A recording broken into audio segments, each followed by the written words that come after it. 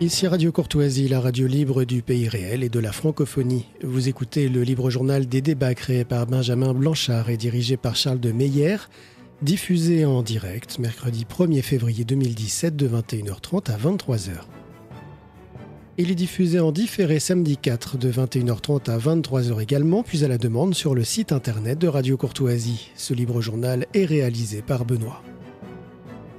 Vous pouvez intervenir au cours de cette émission par téléphone au 01 46 51 00 85, par télécopieur au 01 46 51 21 82, par courrier électronique à courtoisie@radiocourtoisie.fr.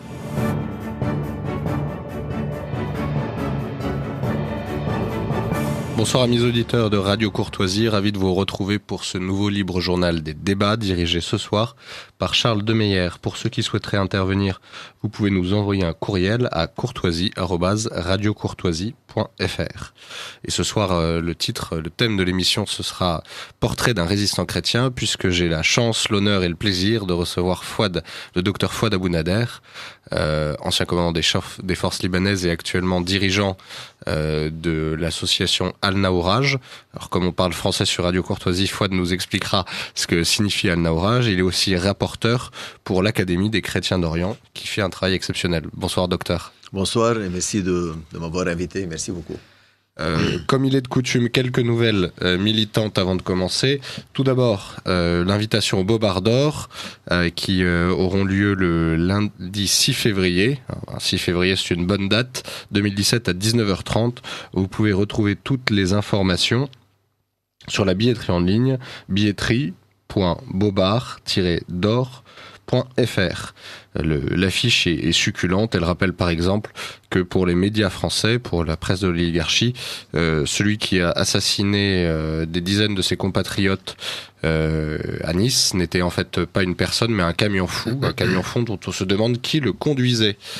Par ailleurs, pour ceux qui souhaitent des nouvelles des SOS Chrétiens d'Orient, je vous signale l'apparition ce soir d'une vidéo extraordinaire où vous voyez notre chef de mission en Irak, François-Xavier Giquel, qui détruit un mur sur lequel était gravée et peinte une inscription de l'État islamique et qui à la place met une croix. Cela se déroule à Mossoul où SOS Chrétiens d'Orient est la première association française à pouvoir intervenir et nous en enorgueillissons. Vous pouvez dire votre témoignage et votre soutien à François-Xavier sur le site internet d'SOS Chrétiens d'Orient, soschrétiendorient.fr. Mais venons-en tout de suite au cœur de nos débats, puisque le docteur Fouad Abounader est parmi nous pour 1h30. C'est une chance incroyable, puisque je crois que c'est le premier média français qui nous permet d'entendre Fouad pendant aussi longtemps. Et d'abord, est-ce que docteur Fouad Abounader, est-ce que vous pourriez vous présenter, dire aux auditeurs de Radio Courtoisie qui auraient le tort de ne pas vous connaître, qui êtes-vous, quels sont vos engagements, pourquoi est-ce que vous êtes en France actuellement?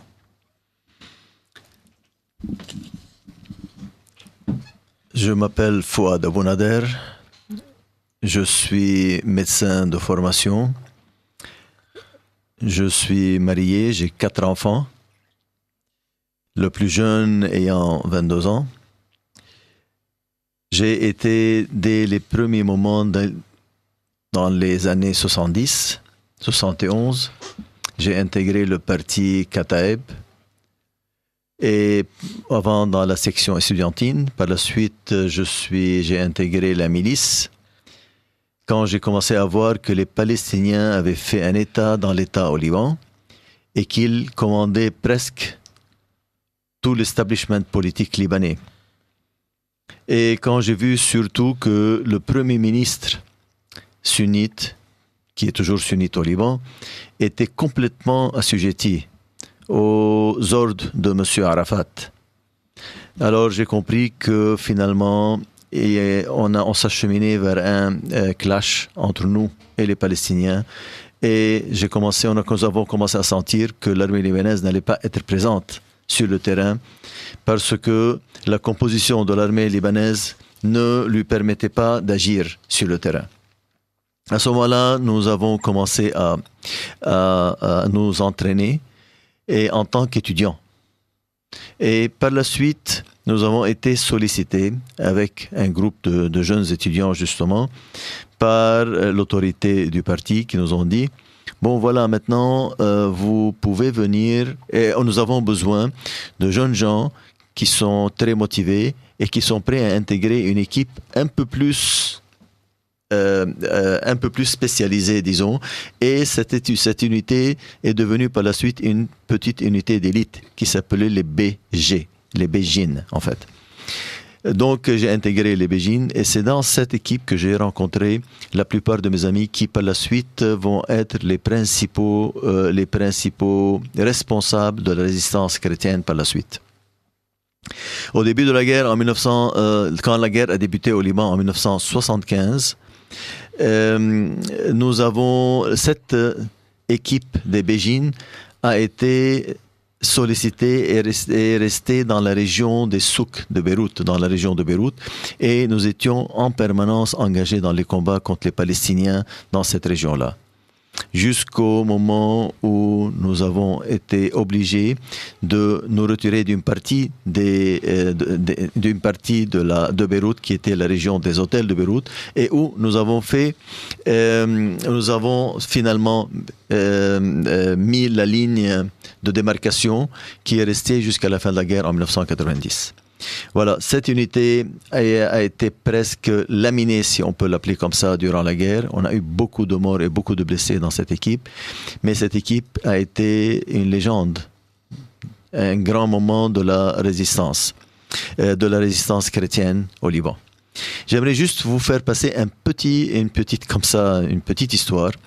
Juste avant que la guerre ne commence en 1975, quelques mois avant, il y avait des manifestations dans la rue de Beyrouth à cause,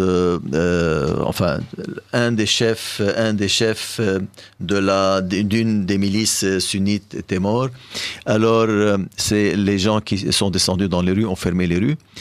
Et c'était durant cette période-là où j'étais avec deux de mes amis dans une région de Beyrouth. On était en train de réviser nos leçons parce qu'on avait des examens le lendemain. Et en revenant à la maison, tous les trois, en revenant, alors comme il y avait trop de barricades sur les routes, on a été arrêtés sur une des barricades. Et des Libanais, qui étaient finalement un petit satellite des Palestiniens, nous ont arrêtés. Quand ils ont vu que nous étions des chrétiens, ils nous ont battus. Ils ont brûlé la voiture de mon ami, la voiture de mon ami. Et en même temps, ils nous ont pris un poste. Par la suite, bien sûr, ils nous ont livrés à leurs commanditaires, à leurs patrons, qui étaient les services de renseignement palestiniens. Et les services de renseignement palestiniens nous ont dit, vous savez, c'est des voyous, etc. Nous allons vous prendre chez Monsieur Arafat. Et j'ai eu le grand honneur de rencontrer Monsieur Arafat en 1975. C'était en février 1975. Et nous avons été avec mes deux amis, pris dans une voiture et nous sommes rentrés dans une pièce où il y avait tous les chefs de la résistance palestinienne. Probablement qu'ils avaient une réunion. Alors nous sommes rentrés dans une salle où tout le monde était assis et M. Arafat nous regarde et nous dit « Vous savez, vous les chrétiens, un de ces jours, on va vous apprendre le goût de vivre sous une tente. Un jour va venir où vous allez vivre sous une tente au Liban. » C'était tout ce qu'il nous avait dit. Ensuite, il a téléphoné au Premier ministre. Le Premier ministre a envoyé quelqu'un pour nous amener chez lui. Ça, c'est juste une petite histoire pour vous dire combien les Palestiniens, en ce temps-là, contrôlaient le Liban et contrôlaient les responsables libanais. Et pour vous dire aussi qu'à ce moment-là, quand cette bataille a commencé, pour laquelle nous étions complètement non préparés, et complètement, on ne sentait pas du tout venir ce grand cataclysme qui a secoué le Liban. Et en ce temps-là, nous avons senti, quand la guerre a commencé, qu'on avait déjà perdu la guerre la guerre de la propagande avant même qu'elle ne commence. Parce que tout de suite, on a été labellisé comme étant, c'était des fascistes chrétiens qui tuaient les islamo-progressistes, les pauvres islamo-progressistes, surtout les Palestiniens, et que nous avions commis un grand tort quand nous avons commencé justement à nous défendre justement des Palestiniens. À ce moment-là, nous avons senti que nous étions complètement seuls. Surtout la France, sur qui on comptait, sur qui tous les Libanais, même les musulmans ont compté. On a senti que la France s'est complètement déminée, complètement tourné le dos. Et à ce moment-là, on a décidé que finalement, on n'avait plus le choix. Ou on devait mourir, ou on devait gagner cette guerre. Surtout que les gens de Arafat, et surtout le second de Arafat, M. Abouyad, il s'appelait M. Abouyad, est sorti à la télévision et a dit devant tout le monde, la route de Jérusalem passe par Jounieh. Jounieh, si vous voulez, c'est un peu la capitale de la partie chrétienne du Liban. Donc pour eux, ça voulait dire qu'on va jeter à la mer les chrétiens et qu'on allait prendre tout le Liban. Finalement, M. Abouyad n'a pas pu prendre le Liban et finalement, il n'a pas pu nous jeter à la mer. Et en 82, nous avons tous vu comment tous les soldats de M. Arafat ont été mis dans des bateaux français et acheminés vers la Tunisie. C'est juste pour vous raconter une petite introduction pour vous dire que finalement, la question de la résistance, cette résistance qui a commencé d'une façon très désordonnée, qui était impréparée, finalement elle s'est organisée et finalement elle a entraîné tous les chrétiens au début. Et par la suite, il y a beaucoup de musulmans qui y ont commencé à regarder cette résistance comme étant salutaire contre tout étranger qui voulait prendre, assujettir le Liban. À commencer par les Palestiniens, puis par l'armée syrienne. Merci beaucoup pour cette introduction, Dr Fouad Abounader. Je vous rappelle que vous êtes à l'écoute de Radio Courtoisie, le libre journal des débats dirigé ce soir par Charles de Meyer.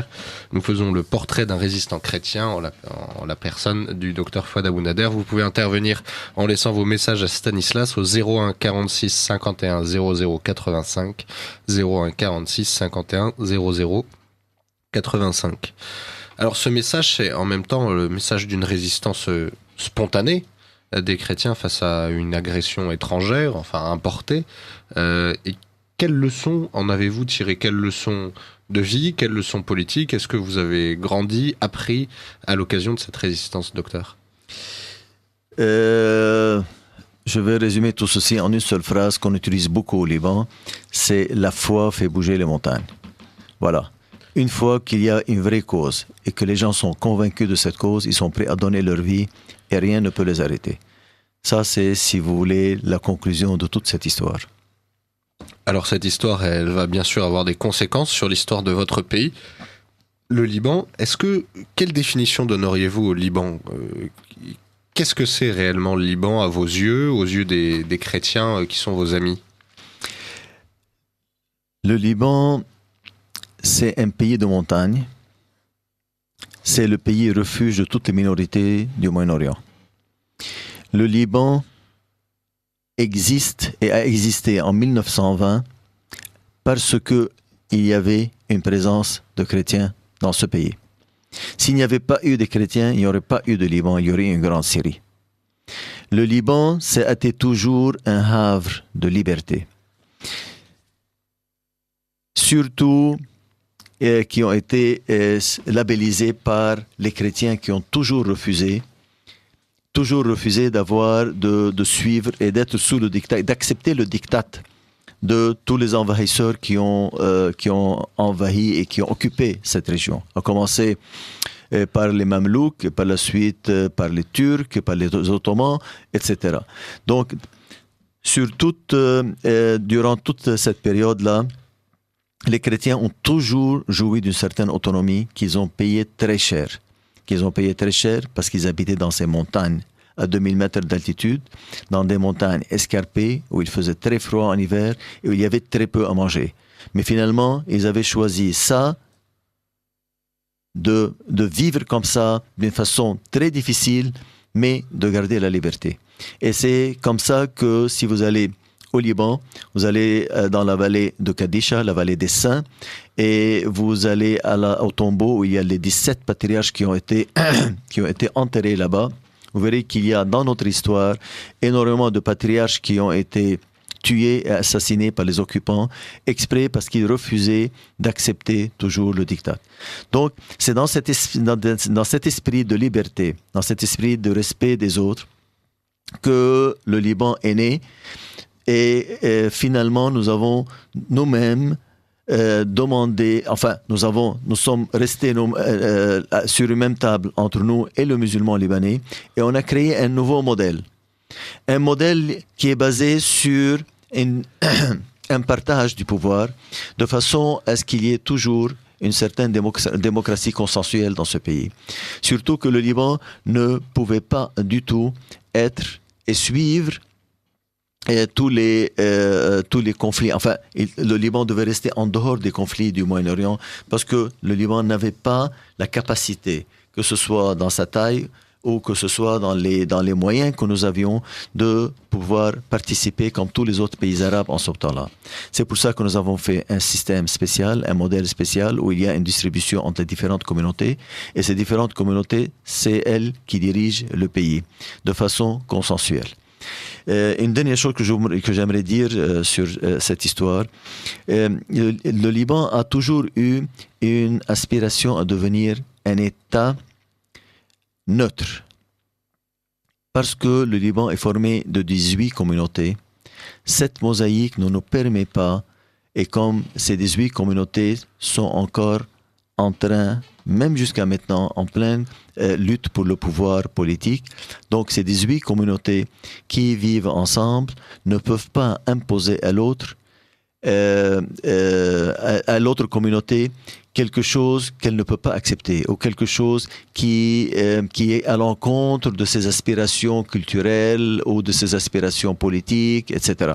C'est pour cela qu'il est impératif que ces différentes communautés puissent agencer entre elles un système, et que ce système soit régi par une neutralité du Liban.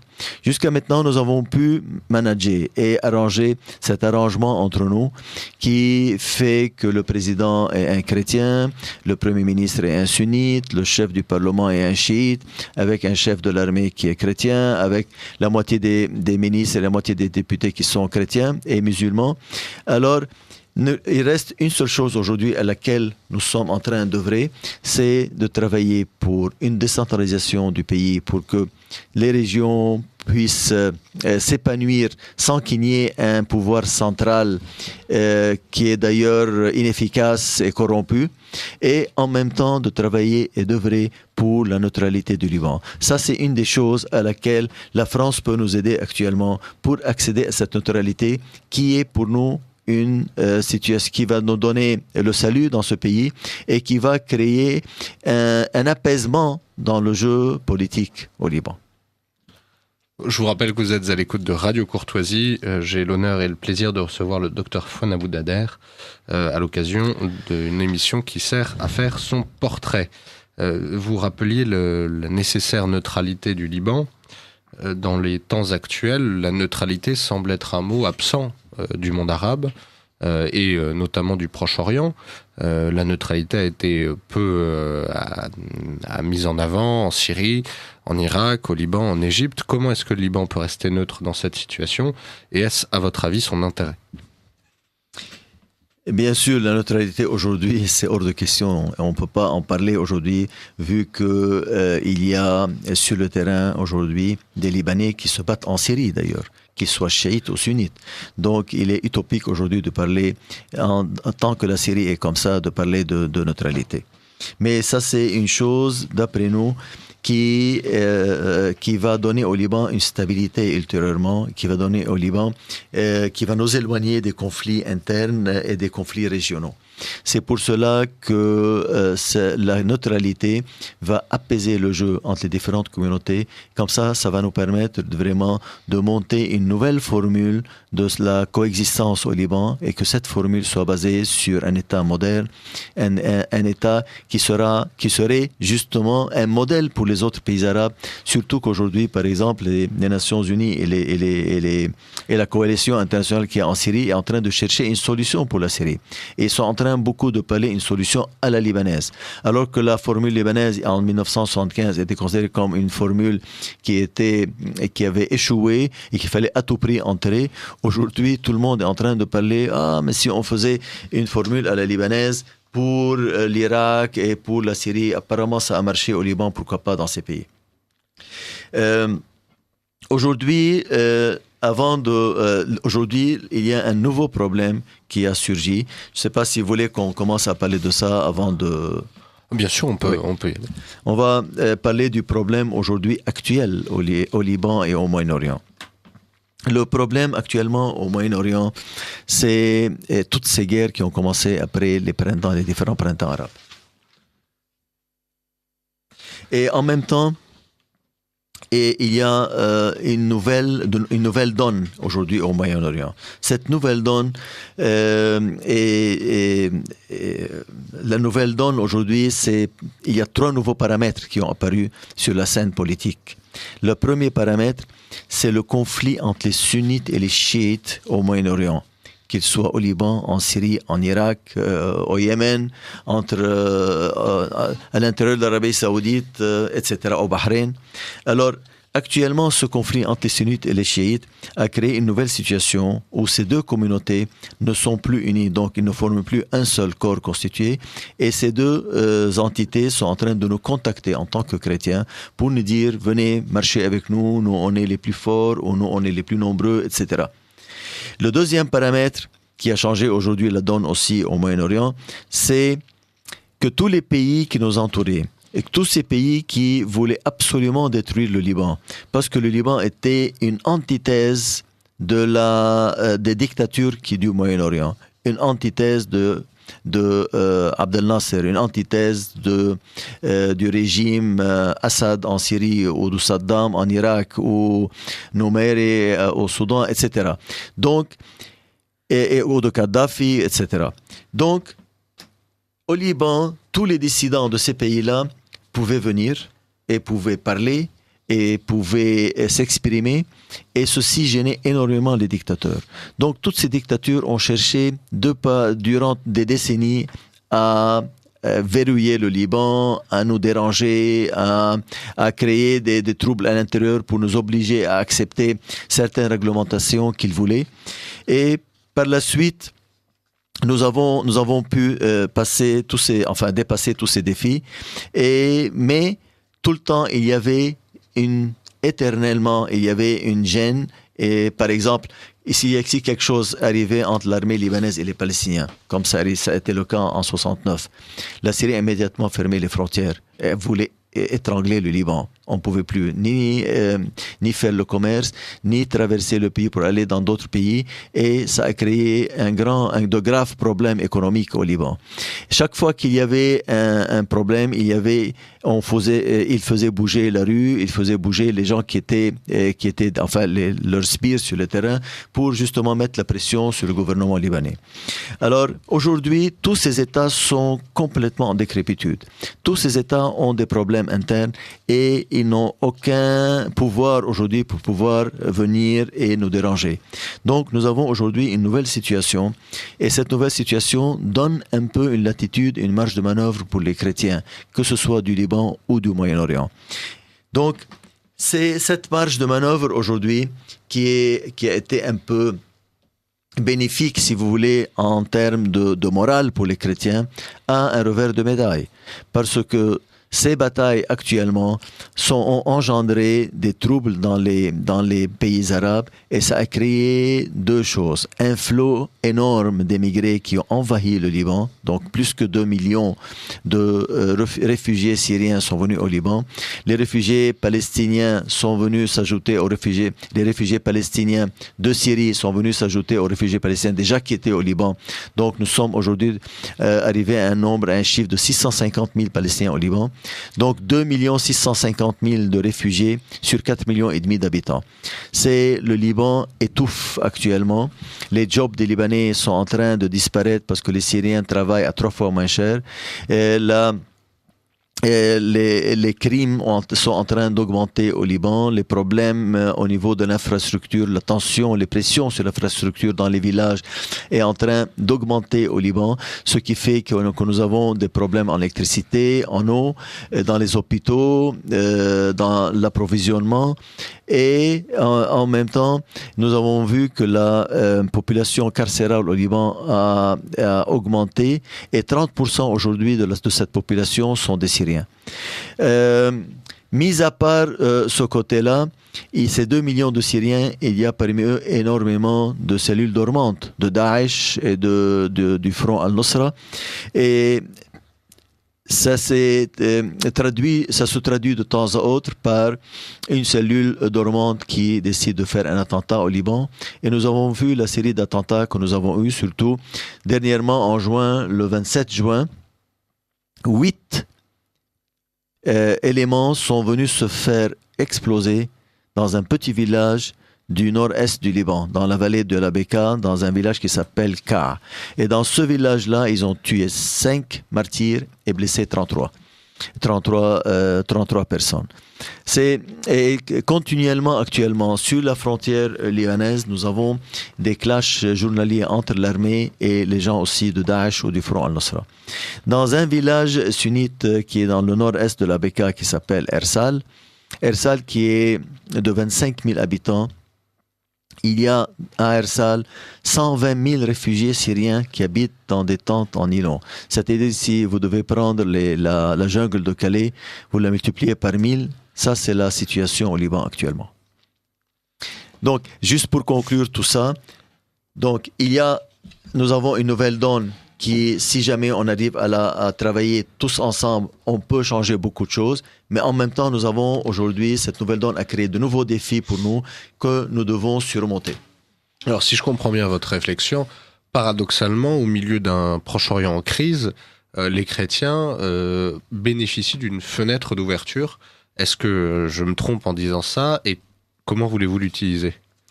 Absolument, vous ne vous trompez pas du tout. Et ça, c'est une aubaine actuellement pour toutes ces communautés chrétiennes qui vivaient un peu dans la précarité et qui vivaient avec un grand point d'interrogation. Et c'est comme ça que actuellement, nous avons décidé de travailler pour utiliser cette nouvelle donne pour rééquilibrer le jeu politique et rééquilibrer la participation politique de notre communauté dans le jeu du pouvoir, que ce soit au Liban. Et nous sommes en train de faire beaucoup d'efforts dans ce sens en Irak essentiellement. En Syrie actuellement, on ne sait pas encore comment nous y prendre parce que la situation est encore floue. Mais en Irak, nous avons travaillé avec les 4 églises principales d'Irak, les Syriaques, les Assyriens, les Syriaques orthodoxes et catholiques, les Assyriens et les Chaldéens, pour former un groupe de réflexion unifié pour justement planifier pour le futur des chrétiens en Irak. Moi, je crois qu'aujourd'hui, les 2 factions sont en train de taper à nos portes pour nous dire de venir travailler avec eux. Et je crois que c'est le moment de jouer notre rôle notre rôle tampon entre ces 2 entités pour éviter qu'il y ait des clashs entre eux et pour éviter qu'on soit des dommages collatéraux sur le terrain dans cette folie meurtrière qui arrive aujourd'hui au Proche-Orient. Je crois aussi que c'est le moment ou jamais de pouvoir pousser un nouveau plan politique pour le futur de notre pays. Et pour ceci, nous avons formé une institution qui est en train de réfléchir au niveau stratégique chrétien pour voir quel est le futur du Liban en tant que tel et quel est le futur des communautés chrétiennes dans ce pays. Je vous rappelle que vous êtes à l'écoute de Radio Courtoisie, ce soir le libre journal des débats dirigé par Charles de Meyer. Vous pouvez nous poser vos questions au 01 46 51 00 85 ou en écrivant à courtoisie@radiocourtoisie.fr. Docteur Fouad Abounader, vous précisiez que les chrétiens avaient donc une chance, une ouverture pour agir et que vous aviez créé une institution à ce titre. Quel est le nom de cette institution et quel est son projet ? Bon, nous avons créé en fait deux institutions. Une qui s'appelle Nauraj, qui est en train de travailler essentiellement sur la consolidation de la présence des chrétiens au Liban et surtout pour les pousser à reprendre le rôle historique. Et en même temps, nous avons créé l'Assemblée des chrétiens d'Orient, qui rassemble les 14 églises du Moyen-Orient, qui sont représentées par un haut prélat, un évêque, par exemple, avec des laïcs. Et nous sommes en train de travailler ensemble justement pour créer une plateforme commune entre toutes les communautés chrétiennes au Moyen-Orient et pour pouvoir réfléchir ensemble et de créer un observatoire pour les chrétiens qui ferait le monitoring de la situation des chrétiens de la Turquie jusqu'au Maghreb en passant par l'Iran. Et troisième chose, c'est de créer des lobbies politiques pour nous entraider justement dans les situations difficiles par lesquelles on passe. Et une des choses, par exemple, qui aurait dû arriver, en fait, par exemple, je vais vous donner l'exemple du renouvellement de la Constitution en Égypte, où les Coptes en Égypte ont participé pour réécrire la nouvelle constitution du pays et où ils ont amélioré les données politiques dans ce pays, de la représentation de la communauté copte dans les différentes instances de l'État. Et là, il y a eu beaucoup de travail, de pression, pour justement aider dans ce sens-là. Et c'est ce que nous sommes en train de faire actuellement. Ces lobbies sont en train de se contacter pour créer justement une pression sur les responsables dans ces pays pour donner aux chrétiens leurs droits, pour donner aux chrétiens plus de responsabilités et plus de représentativité sur le terrain. Alors cette question de la responsabilité et de la représentativité des chrétiens, elle ne peut pas aller évidemment sans leur enracinement. Est-ce que vous êtes inquiet de l'épidémie d'émigration qui touche les chrétiens de Syrie et d'Irak? Et si oui, est-ce que vous craignez qu'elle n'atteigne le Liban et les chrétiens libanais? Absolument. C'est le modèle irakien actuellement est le plus douloureux. De 1,5 million d'Irakiens, il n'y a plus que 300 000 qui sont à 80% aujourd'hui dans la région du Kurdistan. En Syrie, ils étaient 2,2 millions. Aujourd'hui, on pense qu'il y a qui reste aujourd'hui dans les 900 000 chrétiens en Syrie. Et bien sûr, nous avons peur que ceci n'atteigne aussi le Liban. C'est pour cela que nous sommes en train de travailler actuellement à la consolidation de la présence des chrétiens au Liban. Et c'est pour cela que nous avons fondé l'association de Nauraj, qui est en train de travailler surtout sur les villages frontaliers et les villages où les chrétiens se sentaient les délaissés. Et où, parfois, dans certains villages, les chrétiens étaient soumis à un pionnage qui venait de la Syrie par les gens de Daesh et de Nusra.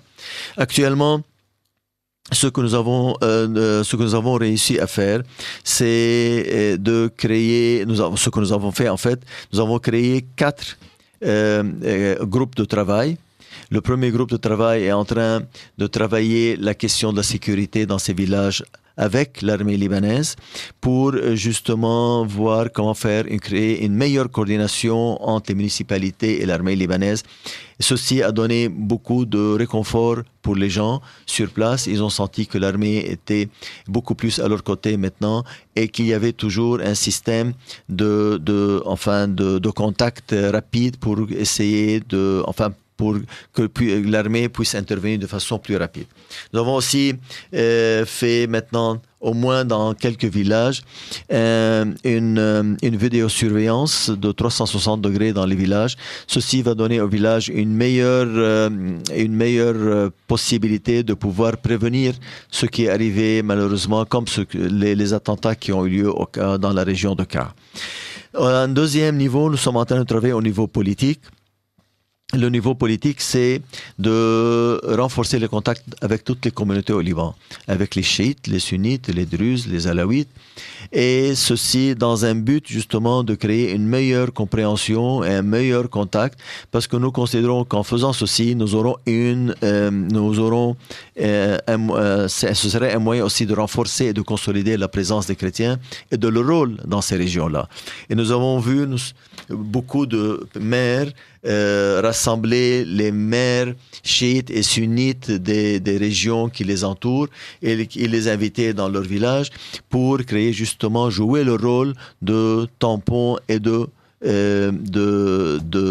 pont justement entre ces gens qui, ça fait une période de temps qu'ils ne se parlent pas, qu'ils ne se voient pas et qui se considèrent ennemis. Le quatrième pilier, c'est le pilier économique et développement. Et parce qu'on considère que les villages ne peuvent pas vivre seulement si on leur faisait un système de sécurité, il faut qu'il y ait un développement pour que les gens puissent travailler et puissent rester. Et le quatrième pilier, c'est le pilier social, où nous sommes en train d'insister pour garder l'école dans le village et travailler sur la qualité de l'enseignement dans ces écoles et surtout ensuite la santé.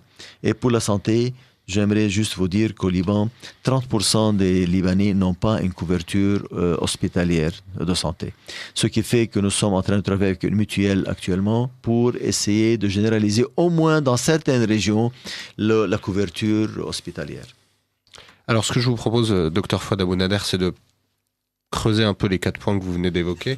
Le premier, c'est évidemment la sécurité. On a l'impression qu'en fait, à part quelques attentats, mais que nous subissons également en France et en Europe, le Liban n'est pas confronté à de gros problèmes sécuritaires. Est-ce que c'est une image déformée que nous avons ici ?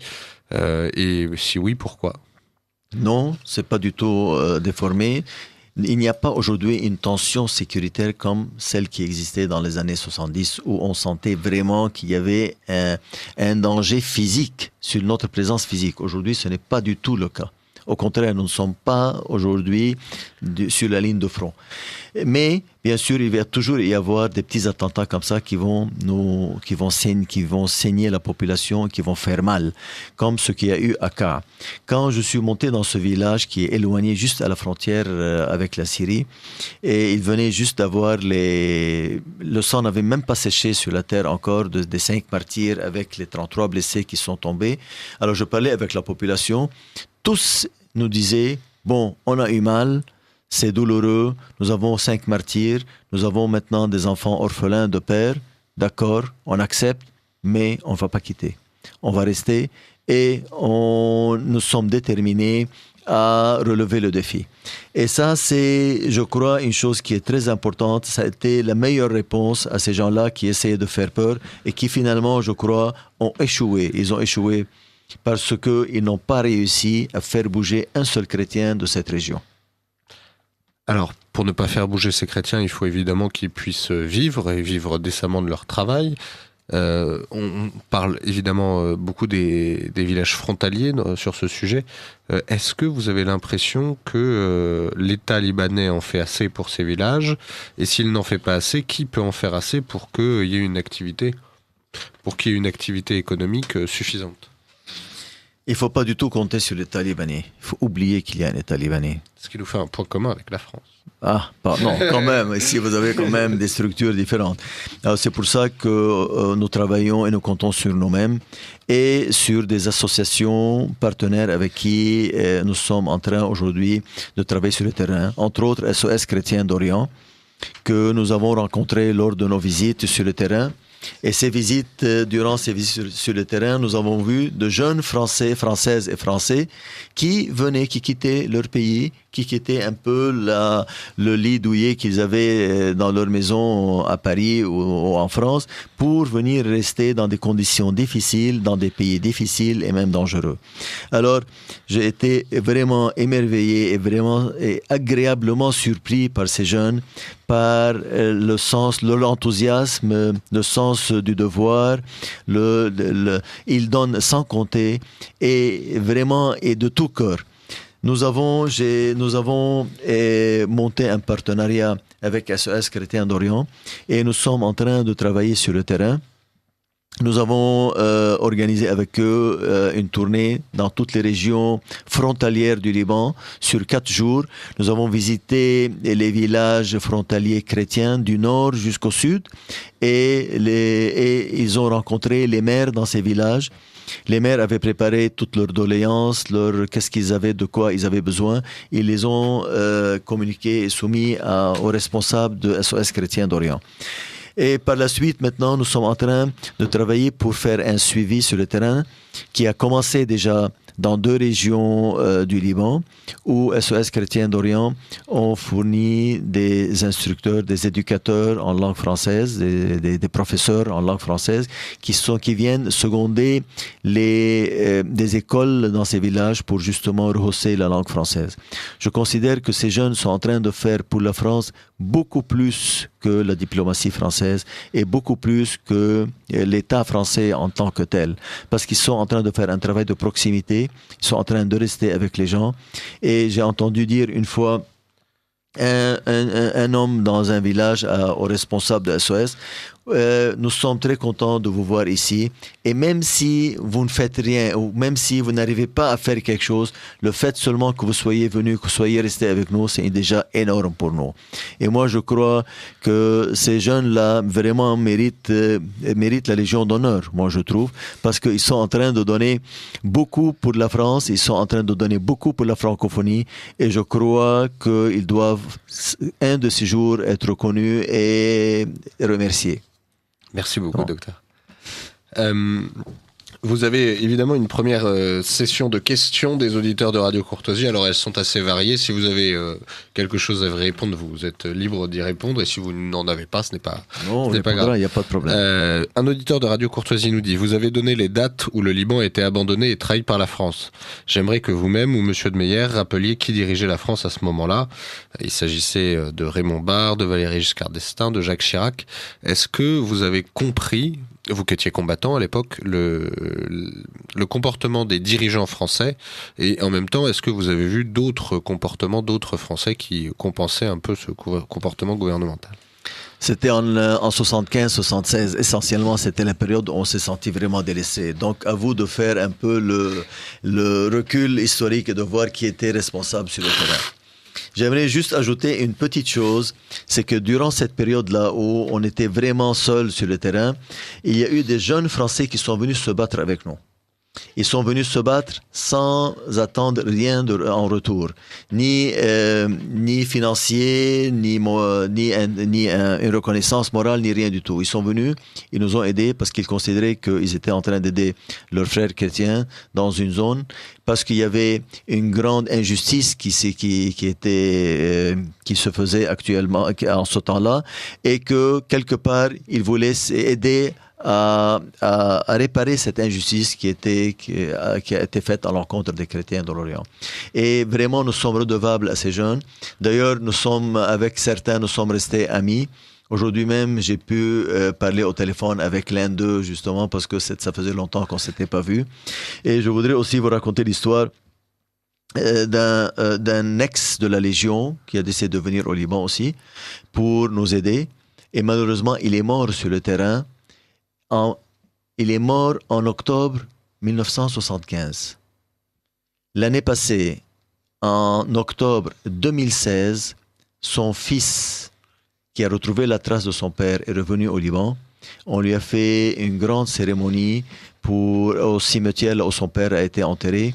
Et 2 de mes camarades lui ont remis la plaque qu'il portait au moment de sa mort, la plaque et la montre qu'il portait le jour de sa mort. Ça a donné ça a été une grande émotion pour le fils de ce grand légionnaire, de cet ami légionnaire. Et je crois qu'aujourd'hui, le fils de ce légionnaire est devenu un grand ami du Liban et des chrétiens du Liban.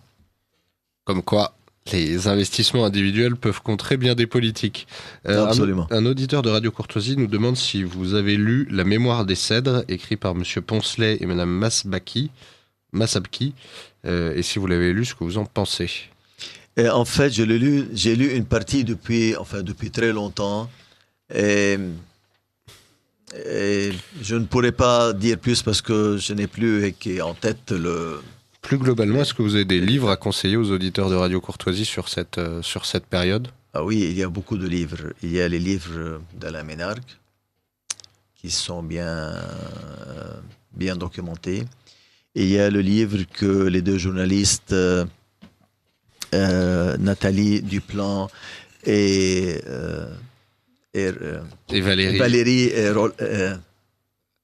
Valérie, qui ont écrit un livre sur notre camarade Jocelyne Khoueiri.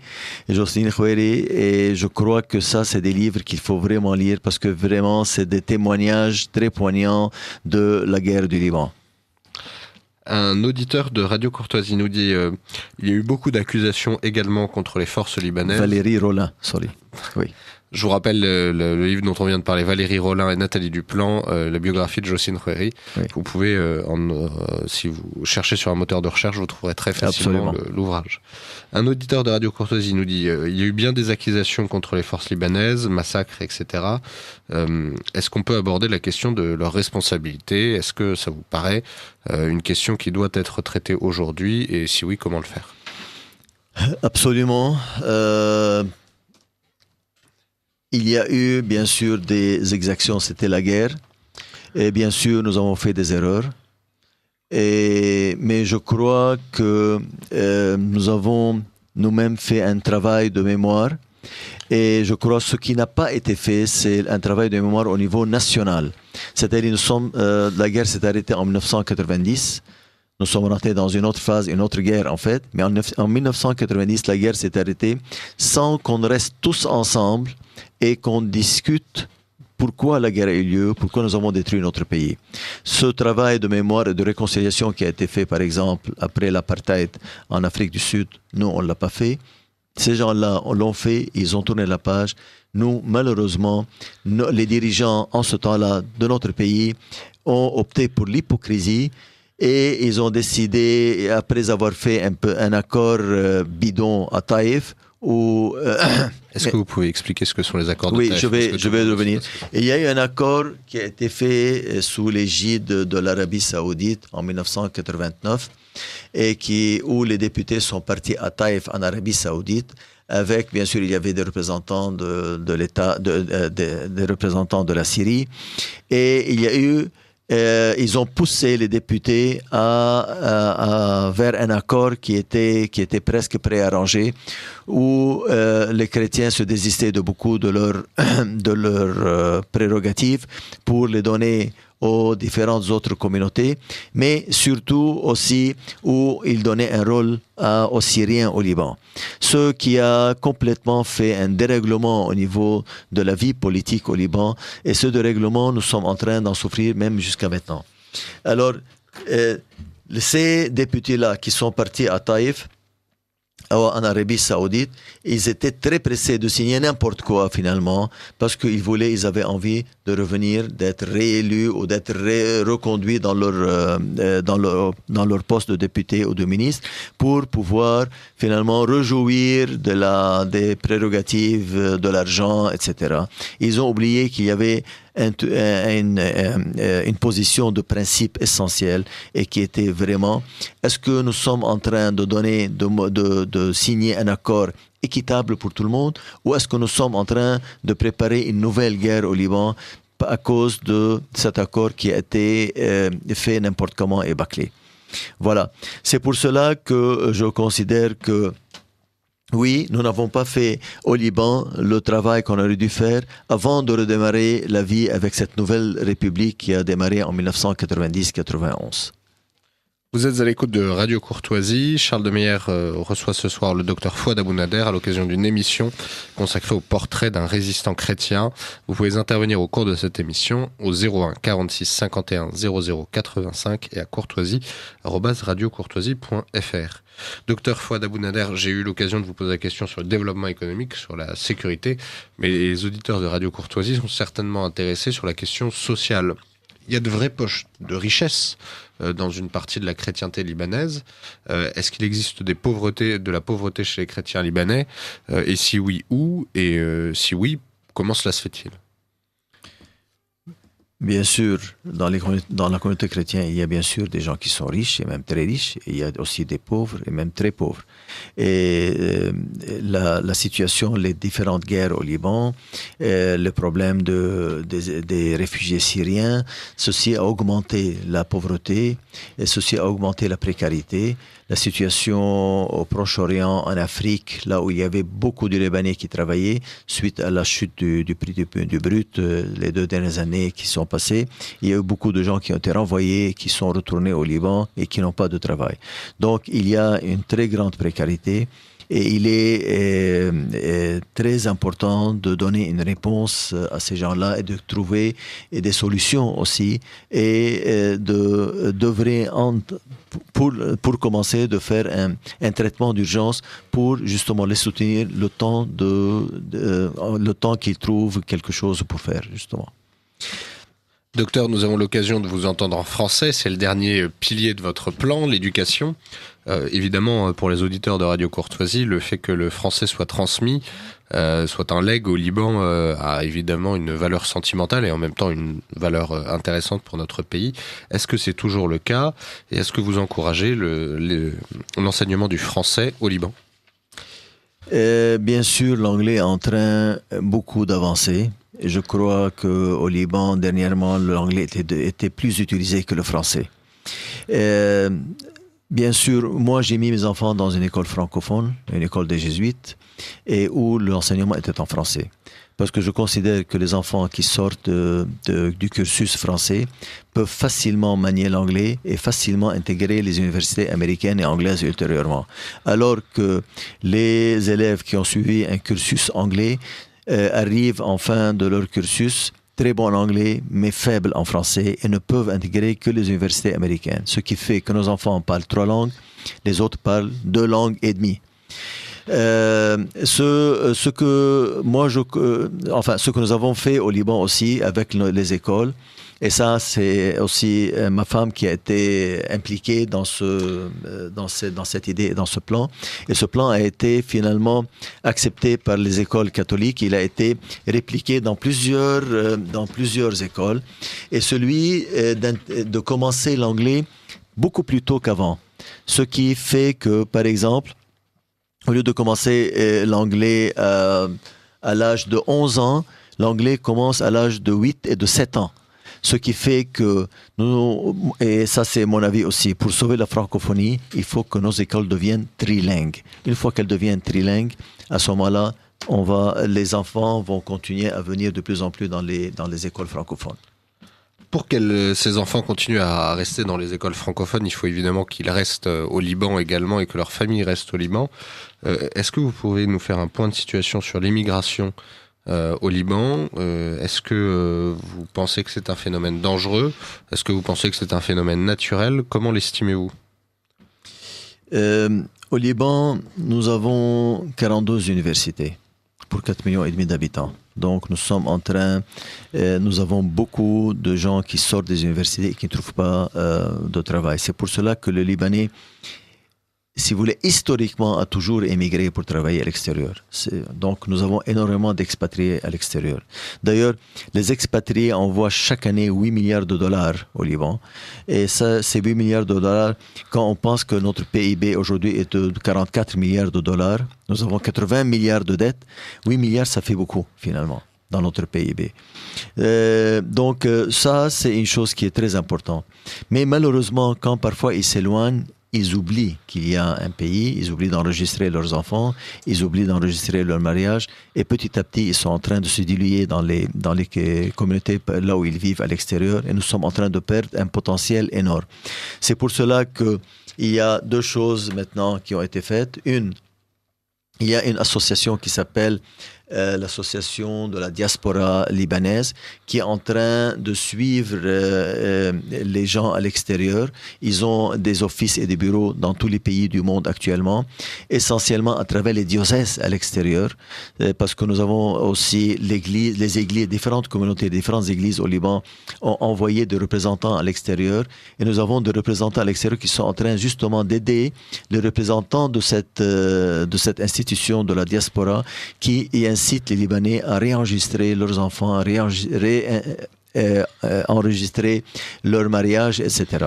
Et actuellement, ils ont monté un système spécial de software qui permet à ces gens-là, de leur maison, de remplir les formulaires pour ceci. Avant, ils devaient aller à l'ambassade, ce qui était un gros problème. Aujourd'hui, ils le font de chez eux sans avoir à se déplacer. Et la deuxième chose, nous sommes en train de travailler beaucoup maintenant pour changer la loi électorale au Liban, parce que la loi électorale au Liban, et les gens qui vivaient au Liban uniquement pouvaient voter.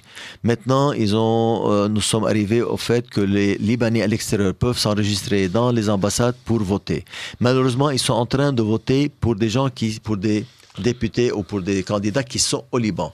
Nous, ce que nous sommes en train de faire actuellement, c'est d'avoir au moins 12 députés qui vivraient à l'extérieur du Liban, et la diaspora ou les gens qui sont les expatriés qui sont dehors voteraient pour les députés qui vivent dans la diaspora.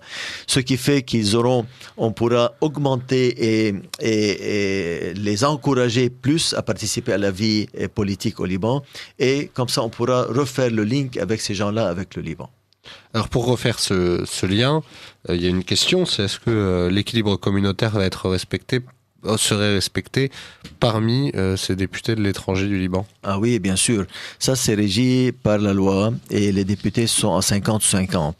Donc, il y aura 6 chrétiens, 6 musulmans. On ne sait pas exactement maintenant avec la nouvelle loi comment ça va se faire pour les Libanais qui sont à l'extérieur, mais sûrement l'équilibre est en train d'être gardé. Une dernière chose concernant les chrétiens sont aujourd'hui à 40% au Liban et 60% de musulmans. J'aimerais juste vous dire une chose que comme les chrétiens ont quitté le Liban pour aller travailler dehors, ou certains étaient mus par un besoin de sécurité, entre 1990 et 2005, il y a eu 1 million de Libanais qui ont émigré. Et entre 75 et 80% de ces Libanais qui ont émigré sont musulmans. Donc, ce qui fait dire qu'actuellement, il y a une très grosse immigration pour des raisons économiques dans les communautés musulmanes. Vous êtes à l'écoute de Radio Courtoisie et vous attirez bien des questions, Dr Fouad Abounader, donc je les donne. Un auditeur nous demande combien y a-t-il eu de victimes au Liban pendant la guerre qui a duré 15 ans? Il y a beaucoup de chiffres farfelus, mais nous croyons qu'il y a un maximum de 100 000 entre blessés, disparus et morts. Ce même auditeur nous demande ce que vous pensez de la politique à venir de Donald Trump vis-à-vis du Liban. Et plus généralement, il nous demande quelle a été l'attitude des États-Unis vis-à-vis de votre pays. Les États-Unis travaillent, ils suivent leurs intérêts stricts. Ces gens-là, le Liban est un tout petit pays qui n'est pas tellement stratégique pour eux.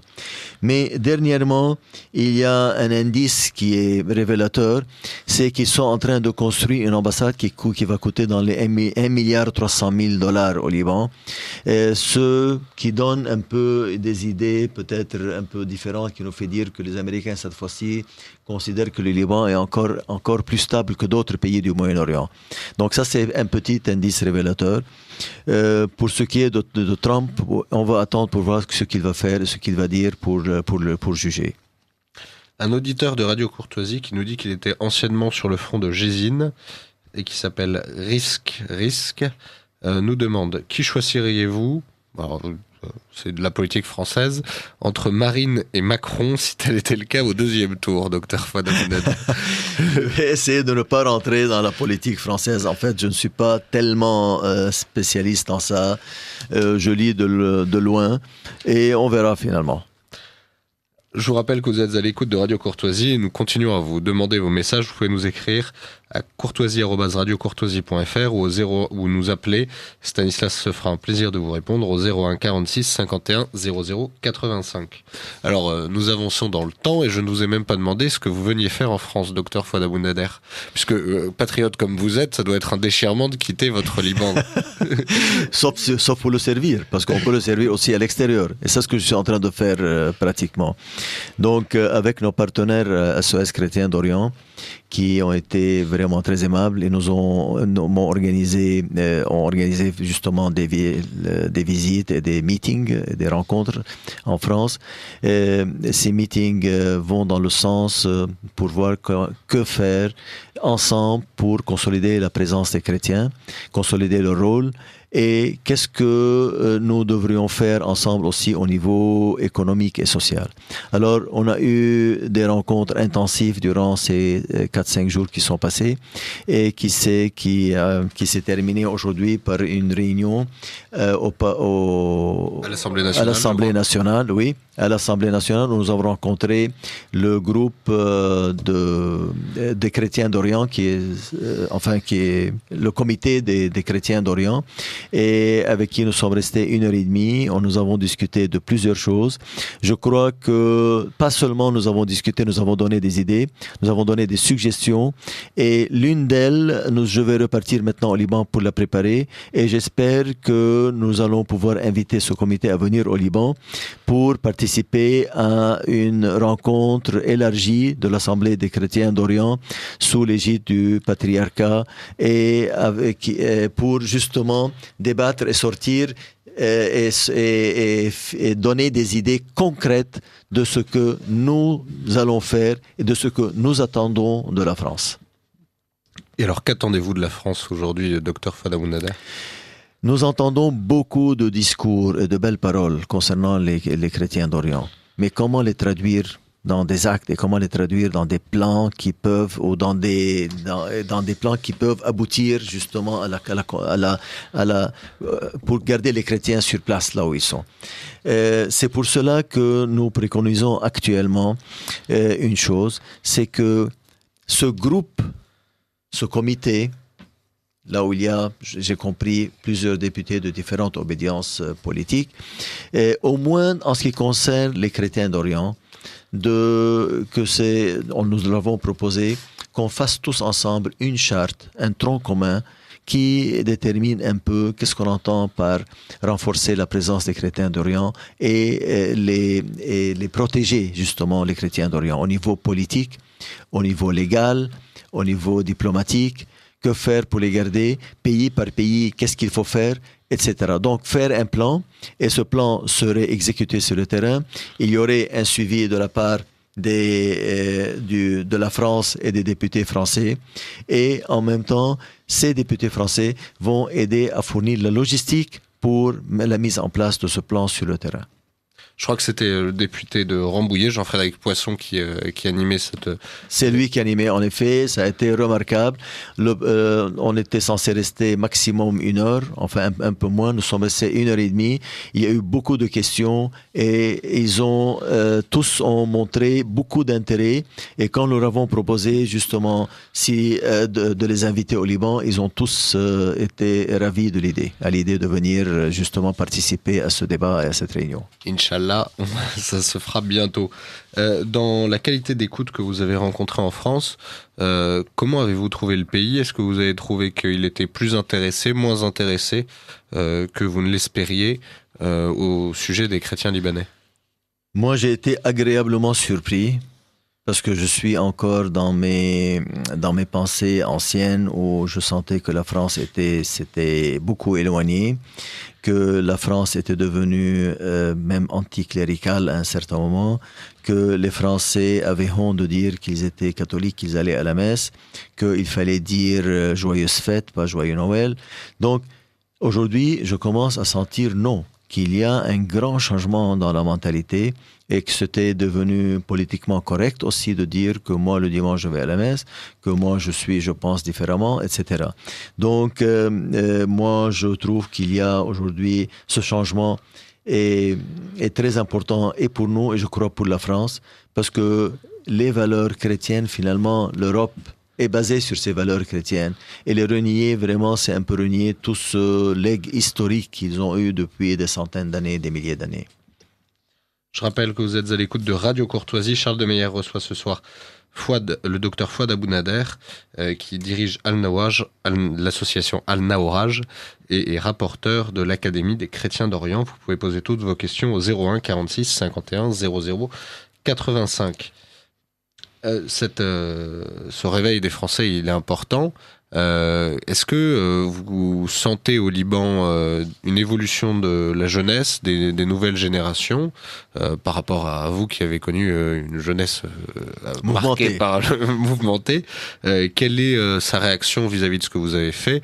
Est-ce que vous avez réussi à transmettre la flamme qui était la vôtre? Et est-ce que plus généralement, la société libanaise reste traumatisée par cette période? Bien sûr, le traumatisme est toujours là, est toujours présent. Mais la jeunesse actuellement, je la trouve de plus en plus enthousiasmée de faire quelque chose et surtout de faire quelque chose qui soit avec des résultats concrets sur le terrain. C'est pour cela que nous avons une grande équipe aujourd'hui qui s'est jointe à nous et qui est en train de nous aider justement pour exécuter ce plan. Et aussi, je suis ravi de voir aussi qu'il y a une nouvelle jeunesse française aussi, qui je trouve beaucoup de jeunes qui vont à la messe aujourd'hui. On voyait les églises vides avant. Aujourd'hui, on trouve les églises beaucoup plus remplies qu'avant. Et on trouve une jeunesse qui est prête à s'engager, qui est prête à donner. Alors que par le passé, même la jeunesse libanaise était comme ça. Elle était beaucoup plus portée vers le mercantile, vers faire de l'argent vite. Tous veulent être des Steve Jobs ou bien le type de Microsoft, etc. Personne ne voulait plus aller pas à pas et grandir pas à pas, donc tout le monde voulait aller vite et voulait devenir le plus riche du monde. Aujourd'hui, la jeunesse a repris certaines valeurs et je trouve qu'ils sont beaucoup plus réfléchis actuellement et ils veulent absolument participer à la vie politique du pays. Alors cette participation à la vie de la jeunesse, vous l'avez vu je crois aussi dimanche dernier, puisque la formidable fraternité Saint-Vincent-Ferrier a même utilisé un de vos entretiens pour faire la promotion de son église. Comment avez-vous entendu parler de Chéméré-le-Roi, qui n'est pas exactement la ville la plus célèbre de France? Oui, ça a été le moment le plus agréable de notre visite à ma femme et moi. Nous avons été à la messe des Dominicains. Ça m'a rappelé un peu ma jeunesse parce que la messe était faite en latin. Et aussi, c'est grâce justement à SOS Chrétien d'Orient qui nous ont invités à partir et à rencontrer cette congrégation qui les aidait beaucoup à réfléchir, là où ils faisaient leur retraite, là où il y avait leur aumônier qui était présent. Et on a rencontré le Père Aubry qui est leur aumônier et j'ai été vraiment agréablement surpris et heureux de voir cette sérénité, cette joie, le don de soi, l'amitié qu'il y avait entre les différents habitants de la région, les différentes personnes. Vraiment, j'ai senti que ça a été pour nous, pour ma femme et moi, un moment de joie intense durant cette journée. Et vraiment, nous allons voir, en revenant maintenant au Liban, je vais voir ce que nous pouvons faire justement pour aider cette congrégation à terminer très vite l'église et le cloître qu'ils sont en train de faire. Pour ceux qui ne connaîtraient pas la fraternité Saint-Vincent-Ferrier, vous pouvez vous rendre sur leur page Facebook des pierres qui prêchent. Prêche évidemment du verbe prêcher, cher, à l'ordre des prêcheurs dominicains. Est-ce que Al-Naouraj, en tant qu'association, a un aumônier pour l'association? Oui, bien sûr. Nous avons un aumônier, le Père Élie. Le Père Élie qui est un prêtre très actif, qui fait beaucoup aujourd'hui de réunions dans une zone éloignée de la Beka, des réunions entre les différentes communautés religieuses. Il a construit un couvent sur une colline très éloignée, presque très seule. Au début, les voisins qui l'entouraient, quand ils ont vu qu'il a haussé la croix au-dessus de l'église, ils lui ont tiré dessus. Par la suite, il les a invités à venir au couvent. Et il a tissé des liens d'amitié avec eux. Ils venaient par la suite rester avec lui pour lui demander conseil. Et certaines de ces personnes ont même demandé à être baptisées. Donc, moi, je crois que le Liban, c'est un peu une terre où des miracles arrivent. J'espère que ça va être contagieux et que des choses vraiment vont... Et Al-Naouraj accomplit toute une série de petits miracles, puisque j'ai eu l'occasion de me rendre avec vous dans les marches de la Beka. Et dans les marches de la Beka, j'ai eu l'impression que vous travaillez depuis longtemps, puisque vous réussissez même à faire fêter Noël aux habitants de Baalbek. Alors, est-ce que vous pouvez expliquer aux auditeurs de Radio Courtoisie qui ne connaîtraient pas Baalbek pourquoi c'est exceptionnel de pouvoir y fêter Noël et comment vous y êtes pris? Justement, parce que il y a aujourd'hui cette nouvelle donne au Moyen-Orient et on a senti qu'il y avait cette marge de manœuvre. La marge de manœuvre n'est pas du tout politique, seulement politique ou seulement, elle n'est sûrement pas militaire. Donc c'était juste pour dire à ces gens-là, oui, nous sommes prêts à mettre la main dans la main avec vous. Si vous êtes décidés, nous sommes aussi décidés à nous rapprocher. La ville de Baalbek, c'est une ville dans la Beka qui est un endroit, qui est une ville du Hezbollah. Donc c'est une ville essentiellement chiite. Aujourd'hui, il y a une minorité de sunnites dans cette grande ville de la Beka et une minorité de chrétiens qui a presque déserté la ville depuis 1976 parce qu'il y avait eu tellement d'exactions et tellement d'assassinats en ce temps-là que les chrétiens avaient déserté, avaient quitté la ville. Donc le but principal était d'encourager les chrétiens à revenir dans la ville. Alors on a formé un comité. Ce comité est parti faire les contacts sur le terrain à Baalbek avec le Hezbollah, avec la municipalité. Et nous avons vu qu'au contraire, vous pouvez venir ahlan wa sahlan. Alors nous avons décoré tout le centre de la ville de Baalbek, mais vraiment tout le centre. Et nous avons fait une inauguration le 5 décembre passé où nous avons allumé la décoration de Noël avec les chants de Noël qui ont duré durant tout le mois. Donc imaginez dans une ville essentiellement aujourd'hui chiite avec une minorité de sunnites et presque pas de chrétiens qui habitaient la ville, avec des chants de Noël qui étaient tout l'après-midi durant plusieurs heures. Alors les boutiques aux alentours ont rouvert leurs portes parce qu'à Baalbek, à 4h, 5h, les gens fermaient les boutiques et allaient à la maison. À cause de cette situation, de cette nouvelle situation, les boutiques ouvraient, les restaurants aussi, les petits restaurants ouvraient leurs portes et les gens aimaient venir rester, amener leurs enfants, prendre des photos, regarder les décorations, etc.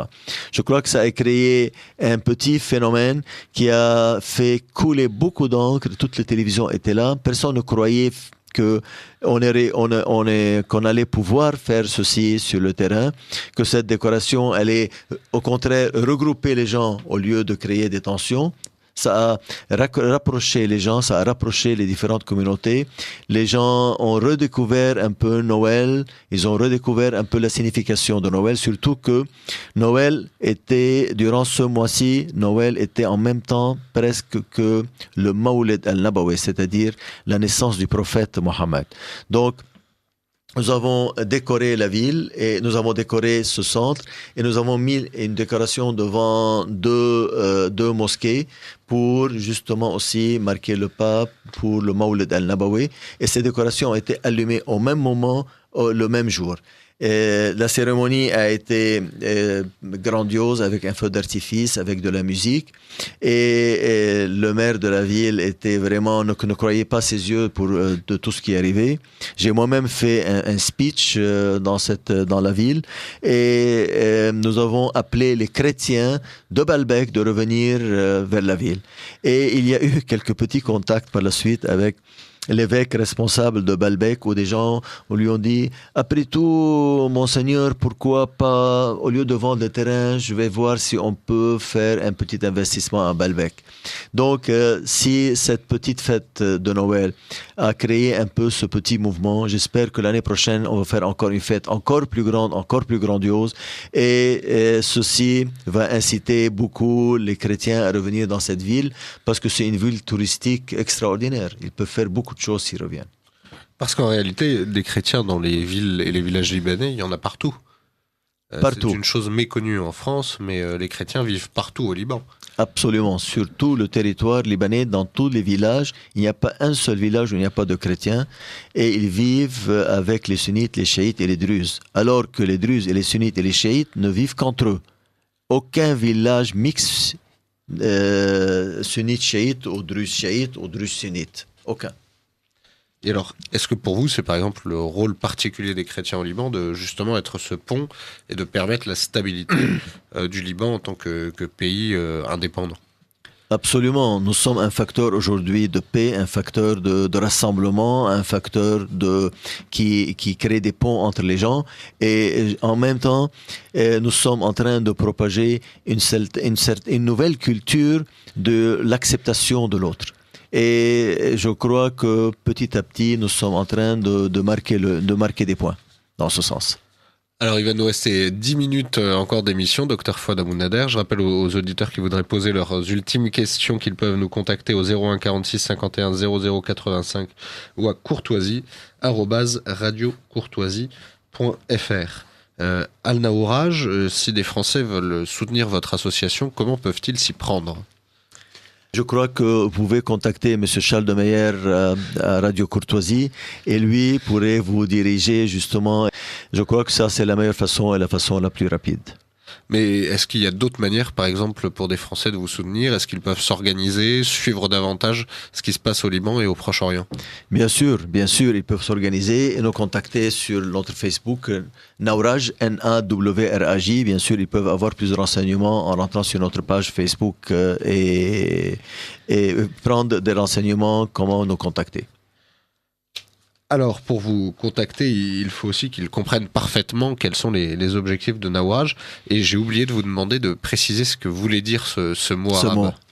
Bon, Naouraj, c'est le bout de bois que nos grands-pères mettaient quand ils coupaient le blé. Et ils le mettaient dans un endroit qu'on appelait le baïdar. Et on mettait ce gros bout de bois. En fait, c'était une plaque de bois qui était grosse et lourde, qui était tirée par un taureau. Et comme ça, cette plaque de bois tapait le blé pour faire tomber les graines de blé. Et ensuite, ces graines de blé étaient séparées du foin qui était utilisé pour les animaux.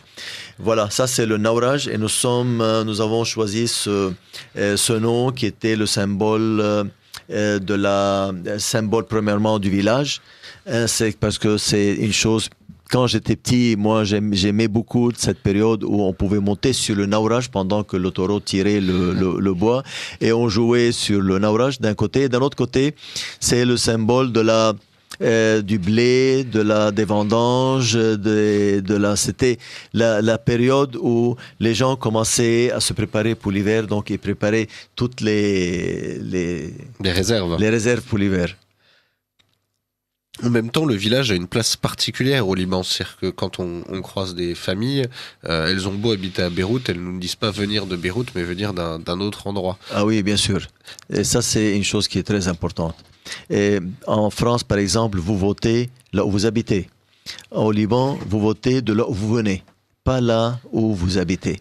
Parce que ça, c'est une chose qui a été faite exprès pour ne pas inciter les gens à quitter le village et venir dans les villes. Est-ce que pour vous, cet enracinement est important et à partir de cet enracinement, comment est-ce que vous croyez que ça peut être utile pour l'avenir et les propos de votre association ? Bien sûr. S'il n'y a plus de chrétiens dans les zones frontalières, il n'y a plus de chrétiens au Liban. S'il n'y a pas de chrétiens au Liban, c'est un pays qui ne doit plus exister. Et à partir de là, nous avons un droit, nous avons une obligation et un droit de garder et de travailler justement pour œuvrer pour que les chrétiens restent dans ce pays. Et c'est aujourd'hui le motto de notre travail. Et Naouraj, dans l'organisation qu'ils ont faite, et je ne sais pas si je vous l'ai dit déjà, nous sommes logés dans le complexe patriarcal maronite de Jounieh et le patriarcat maronite nous a donné un peu la couverture pour qu'on puisse travailler sur tout le territoire libanais. Et actuellement, nous sommes en train de contacter plusieurs organisations, plusieurs NGO, pour qu'on puisse faire une optimisation de notre travail et créer des partenariats qui vont accélérer le travail sur le terrain et qui va donner à chacun un rôle plus grand à chaque association sur le terrain.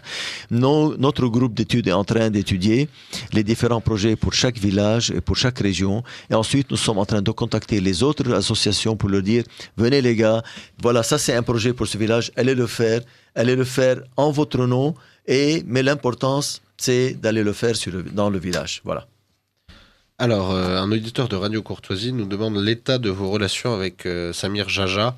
Et je pense que pour aller au-delà avec l'ensemble des représentants des partis chrétiens. Je suis en contact avec tous les partis chrétiens. Donc, nous sommes en contact avec Jaja. Bien sûr, on était en contact avec le général Aoun avant qu'il ne soit président, avec le nouveau chef du parti qui est Gebran Bassil, avec le chef du parti Kataeb qui est Sami Gemayel, avec le chef de rassemblement du Nord, des partis du Nord qui est M. Sleiman Frangier, et ensuite les partis arméniens au Liban avec qui nous avons, le parti Tachnak et les autres partis avec qui nous avons une participation réelle et directe sur le terrain. Donc nous nous sommes positionnés en une institution qui est suprapartisane. Nous sommes en train de travailler dans un but stratégique. Nous ne sommes pas en train de travailler la petite politique au Liban. Et nous, ultérieurement, quand cette association va être prête, nous avons demandé à tous ces partis de nous envoyer un représentant pour qu'il reste avec nous et qu'il fasse partie du directoire de Naouraj. C'est assez nouveau comme démarche au Liban. De quoi vous êtes inspiré au moment de lancer cette association ? Je crois qu'on a tellement appris des problèmes que nous avons eus par le passé et des erreurs que nous avons commises, surtout au niveau des relations interchrétiennes. Et il est grand temps qu'on transcende, si vous voulez, tous ces clivages internes dans la communauté chrétienne pour qu'on puisse vraiment travailler tous ensemble, parce qu'on n'a plus tellement le temps pour faire ce genre de cisanie ou ce genre de problème ou la lutte pour le pouvoir dans le camp chrétien comme nous l'avons fait par le passé. Aujourd'hui, il est grand temps de vraiment qu'on s'unisse tous ensemble, parce que sans l'unité, on ne va pas avancer. D'ailleurs, à ce titre, beaucoup de médias français ont jugé que la désignation du général Aoun comme étant le nouveau président était une bonne nouvelle. Est-ce que si vous partagez cet avis, est-ce que vous pouvez expliquer pourquoi pragmatiquement c'est une bonne nouvelle, puisque finalement les affaires politiques libanaises ne nous concernent que peu en France, mais pour comprendre quel est l'intérêt communautaire des chrétiens à ce sujet. Nous avons perdu la guerre en 1990, parce qu'on s'est fait la guerre entre nous, ce qui a permis aux Syriens de rentrer, de taper les deux, de mettre Jaja en prison, de renvoyer Michel Aoun en France, et finalement de nous imposer beaucoup de choses, entre autres des changements démographiques, parce qu'ils ont fait passer la loi sur la naturalisation, où 150 000 dossiers musulmans ont été naturalisés contre 50 000 chrétiens, ce qui a créé un déséquilibre démographique qui était, si vous voulez, mortel. Entre-temps, les chrétiens ont été poussés à quitter le pays. Certains même ont été chassés de leur travail. Tout pour les punir parce qu'ils ont osé dire non aux Syriens à un certain moment donné de notre histoire. Alors, il est grand temps aujourd'hui de pouvoir réparer toutes ces erreurs que nous avons faites et de rattraper le temps perdu.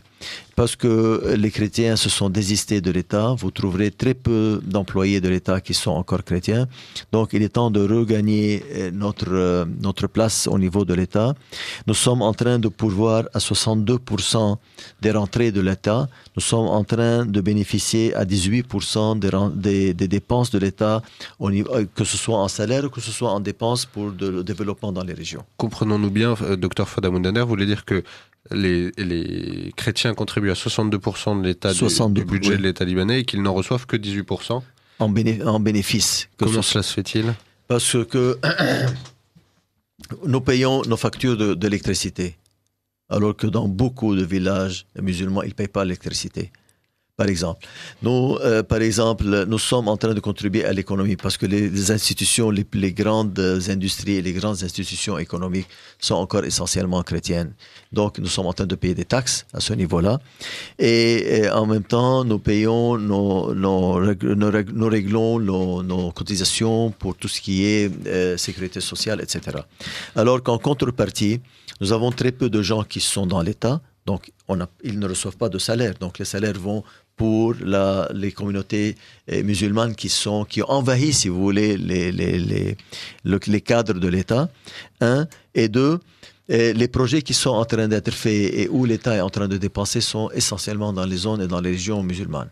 Voilà, c'est ce qui crée cette différence dans les balances entre paiement et les bénéfices que nous sommes en train de recevoir de l'État.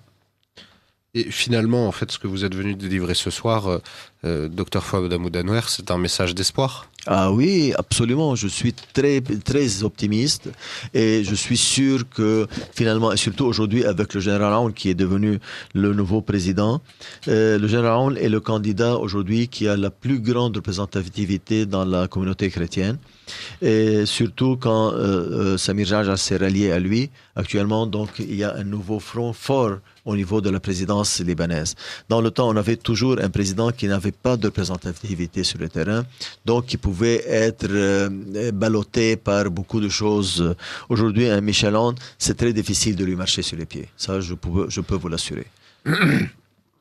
Alors, on a compris que les chrétiens libanais n'avaient pas vocation à se laisser marcher sur les pieds. C'est un peu l'histoire de votre vie. Il y a beaucoup de Français qui s'étonnent les chrétiens libanais continuent encore à résister, alors que chez nous, nous n'avons pas commencé à le faire, ou qu'ils jugent que nous n'avons pas commencé à le faire. Vous nous avez dit que vous trouviez des traces d'espoir dans la jeunesse. Est-ce que vous trouvez aussi des traces d'inquiétude dans ce que vous avez vu en France au cours de ces quelques jours? Oui, bien sûr. Si vous voulez, cette fois-ci, j'ai vu plus d'espoir que d'inquiétude. Les inquiétudes, on les a de loin. Quand on voit tous ces gens qui sont en train de prêcher, tous ces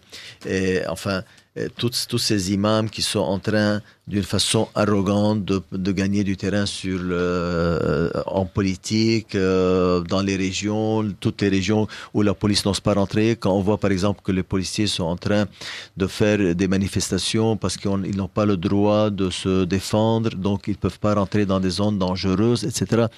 Mais je me demande parfois, mais qu'est-ce qui arrive? Qu'est-ce qui arrive en France? Qu'est-ce qui arrive en Europe? J'ai des amis qui sont venus de Suède l'autre fois, qui m'ont dit qu'il y a, je ne sais pas, peut-être une 50aine de zones où la police n'ose pas rentrer en Suède. Parce que les islamistes sont très forts sur le terrain et ils sont en train d'empêcher la police de rentrer. Donc, je crois qu'il est grand temps pour que l'Europe se réveille et il est grand temps que l'islam se réveille. Parce qu'il est grand temps aussi que l'islam comprenne que dans la marche actuellement de l'histoire, ils n'arrivent pas à suivre.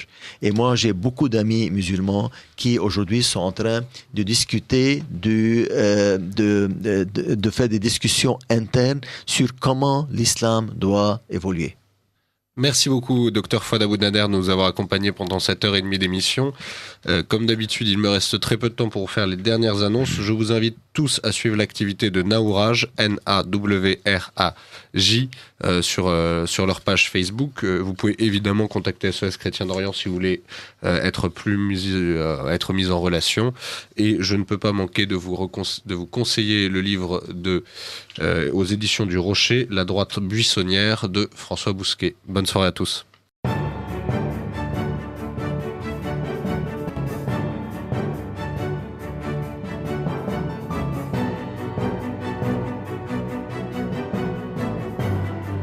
Ici Radio Courtoisie, la radio libre du pays réel et de la francophonie. Vous venez d'entendre le libre journal des débats créé par Benjamin Blanchard et dirigé par Charles de Meyer, diffusé en direct mercredi 1er février 2017 de 21h30 à 23h. Il est diffusé en différé samedi 4 de 21h30 à 23h également, puis à la demande sur le site internet de Radio Courtoisie. Ce libre journal a été réalisé par Benoît. N'oubliez pas que Radio Courtoisie est une radio culturelle associative. Afin de sauvegarder une indépendance absolue, Radio Courtoisie refuse toute ressource publicitaire. Radio Courtoisie ne vit que grâce à ses auditeurs. Aidez-nous à demeurer libres, adhérez à notre association. Pour cette année, la cotisation minimum est de 40 €. Envoyez votre chèque à Radio Courtoisie, 61 boulevard Murat, 75 016 Paris, ou réglez avec votre carte bancaire sur radiocourtoisie.fr. Si vous le désirez, nous pouvons vous faire parvenir un enregistrement de ce libre journal. Commandez le CD-ROM pour le prix franc de port de 9 € ou 6 € seulement si vous êtes adhérent de notre association. Je vous rappelle notre adresse, Radio Courtoisie, 61 boulevard Murat, 75 016 Paris.